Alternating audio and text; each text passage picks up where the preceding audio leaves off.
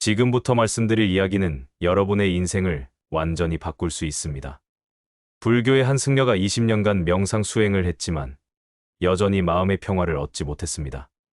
그러던 어느 날 스승이 그에게 물었습니다. 무엇을 기대하고 있는가? 승려는 답했습니다. 깨달음을, 평화를, 해탈을 기대하고 있습니다. 스승은 웃으며 말했습니다. 바로 그 기대가 너를 괴롭히고 있다. 기대를 버려라. 그 순간 승려는 깨달았습니다. 자신이 평화를 기대하고 있었기 때문에 평화롭지 못했다는 것을. 혹시 여러분도 이런 경험 해보셨나요? 친구가 생일을 챙겨주길 기대했는데 까먹었을 때의 실망감. 연인이 특별한 날을 기억해주길 바랐는데 평범하게 넘어갔을 때의 서운함.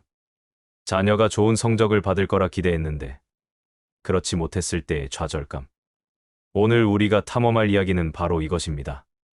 인간의 가장 자연스러운 감정인 기대가 어떻게 우리 삶의 가장 큰 고통의 원천이 되는지, 그리고 그 기대를 놓아줄 때 찾아오는 진정한 자유와 평화에 대한 철학적 여행입니다. 기대란 무엇일까요? 철학적으로 분석해보면 기대는 아직 일어나지 않은 미래에 대한 강한 집착입니다. 우리는 현재를 살면서도 끊임없이 미래를 그립니다. 그리고 그 그림과 현실이 일치하기를 바랍니다. 문제는 미래는 우리의 통제 밖에 있다는 것입니다. 심리학자들의 연구에 따르면 인간의 행복감은 기대와 현실 사이의 격차에 의해 결정됩니다. 현실이 기대보다 좋으면 행복하고 나쁘면 불행합니다. 현실 자체의 절대적 수준보다는 상대적 차이가 더 중요하다는 뜻입니다. 이것이 왜 복권에 당첨된 사람들이 1년 후에는 당첨 전과 비슷한 행복 수준으로 돌아가는지 설명해 줍니다. 처음에는 기대를 훨씬 넘어선 현실에 행복했지만 시간이 지나면서 그 상황이 새로운 당연함이 되고 다시 새로운 기대를 만들어내기 때문입니다. 반대로 생각해 보세요. 아무것도 기대하지 않았는데 친구가 깜짝 선물을 준다면 작은 친절이라도 엄청난 행복으로 느껴집니다. 결국 우리의 감정은 현실 자체보다는 우리가 그 현실을 어떤 틀로 바라보는지에 달려 있습니다. 그리고 그 틀을 만드는 것이 바로 기대입니다. 우리는 왜 기대를 만들어낼까요? 이것은 인간의 뇌가 작동하는 기본적인 방식과 관련이 있습니다. 인간의 뇌는 예측 기관입니다. 우리는 끊임없이 미래를 예측하고 준비합니다. 이것은 생존에 매우 유리한 능력이었습니다. 겨울에 대비해 식량을 저장하고 위험을 미리 감지해 피하고 보상을 예측해 효율적으로 행동할 수 있었으니까요. 하지만 현대 사회에서 이런 예측 능력은 때로 우리를 괴롭힙니다. 생존과 직접적인 관련이 없는 것들까지 끊임없이 예측하고 기대하게 되었기 때문입니다. 더 문제인 것은 우리의 기대가 대부분 통제할 수 없는 것들에 대한 것이라는 점입니다. 다른 사람의 행동, 상황의 변화, 운명적인 사건들. 이런 것들을 우리가 원하는 대로 조절할 수 없는데도 기대를 만들어냅니다. 심리학에서 말하는 통제의 착각입니다. 우리는 실제보다 많은 것을 통제할 수 있다고 착각합니다. 그래서 기대가 어긋났을 때 더욱 좌절하게 됩니다. 내가 이렇게 잘해줬는데 왜 고마워하지 않지? 내가 이렇게 노력했는데 왜 인정해주지 않지? 내가 이렇게 사랑했는데 왜 떠나지? 이 모든 질문들의 공통점은 다른 사람의 반응을 우리가 통제할 수 있다고 착각한다는 것입니다. 인간관계에서 기대는 특히 독이 됩니다. 왜냐하면 관계는 본질적으로 두 개의 독립적인 존재 사이의 상호작용이기 때문입니다. 연인 관계를 생각해 보세요. 우리는 상대방에게 수많은 기대를 품습니다. 내 생일을 기억해 줄 거야.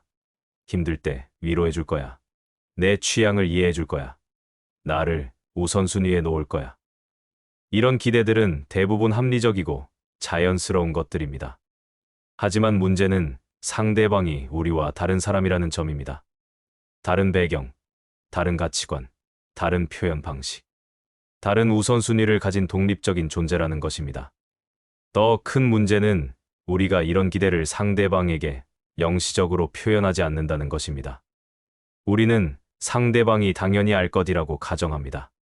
그래서 기대가 어긋났을 때 배신감을 느끼죠. 부모와 자녀 관계도 마찬가지입니다.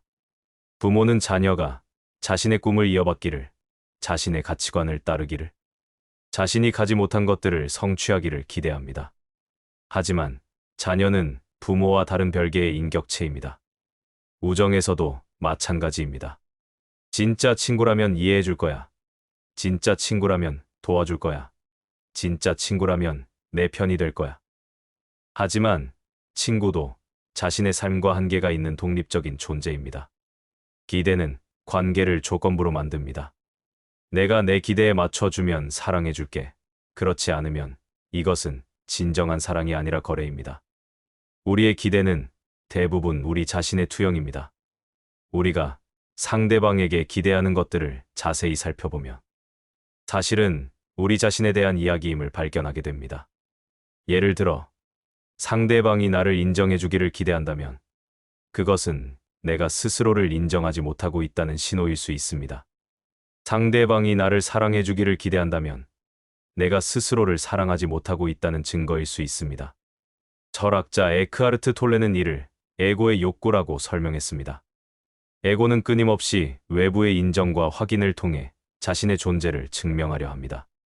그래서 다른 사람들이 우리의 기대대로 행동해주지 않으면 마치 우리 존재 자체가 부정당한 것처럼 느끼죠.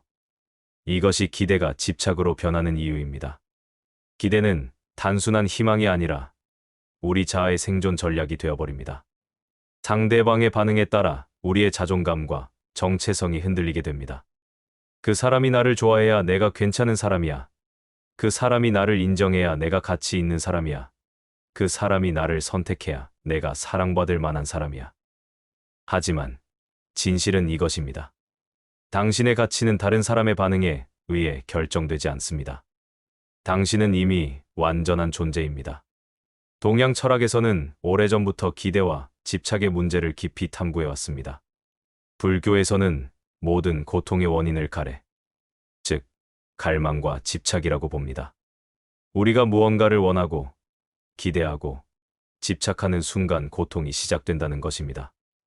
해탈이란 이런 갈망으로부터의 자유를 의미합니다.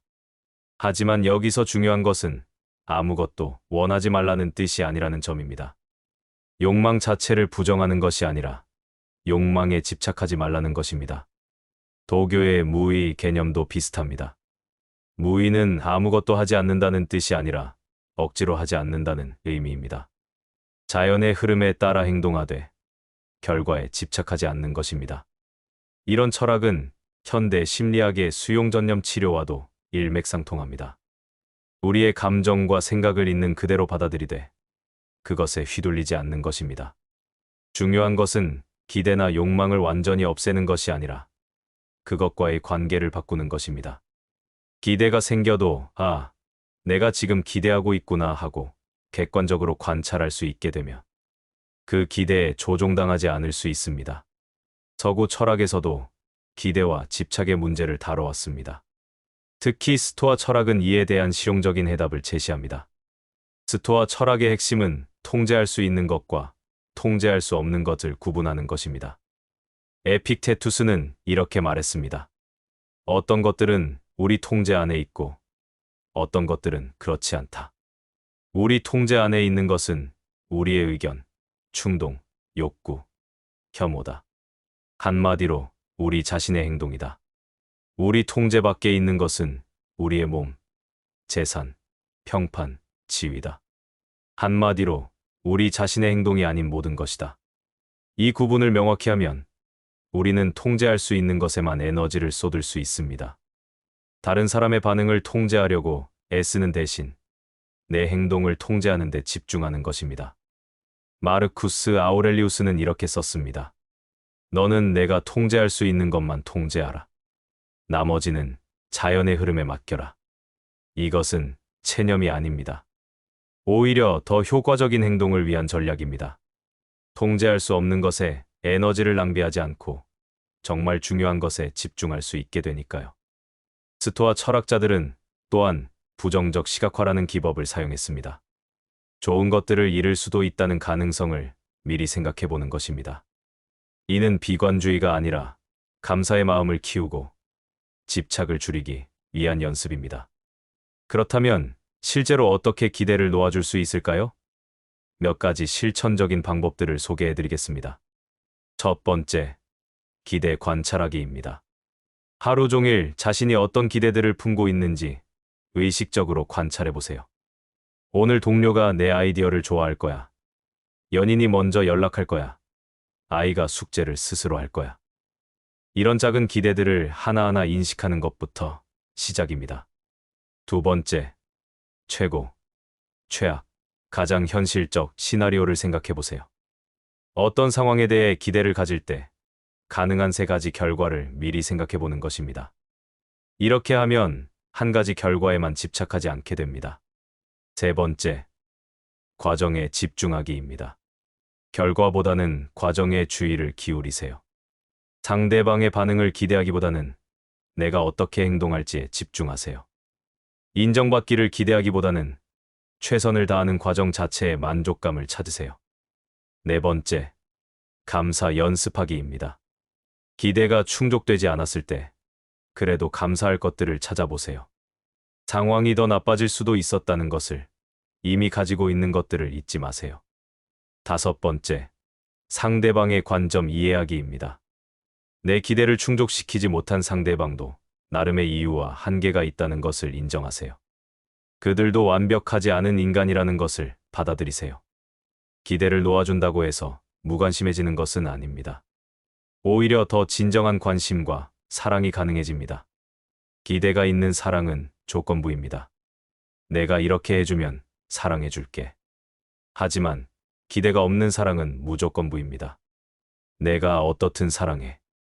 이것이 부모의 사랑이 위대한 이유입니다.